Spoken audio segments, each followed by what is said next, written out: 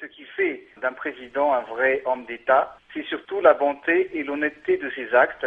Et c'est pour cette raison donc que j'ai pris la décision de ne pas me présenter aux prochaines élections présidentielles que nous allons organiser avant la fin de l'année. Est-ce qu'avant de prendre cette décision, vous avez dû convaincre beaucoup de vos partisans qui vous demandaient de rester? Vous savez, aujourd'hui, cette décision a été vraiment très difficile à avaler pour mes partisans, mais je leur ai dit que je poursuivrai et que je resterai toujours à leur côté. Et même si vos partisans reviennent à la charge dans les mois qui viennent, vous ne changerez pas d'avis?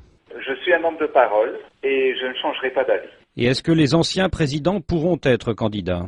Écoutez, les anciens présidents ont marqué leur mauvaise foi et puis ils ont conduit le pays à la pauvreté. Donc je ne pense pas que c'est une bonne solution que les anciens présidents se présenteront pour ces élections présidentielles. Mais si par exemple Marc Ravalomanan souhaite rentrer à Madagascar et se présenter, qu'est-ce qui lui arrivera? L'ancien président, aujourd'hui, il est jugé, il est condamné par la justice. Donc la loi ne lui permet pas de se présenter aux élections présidentielles.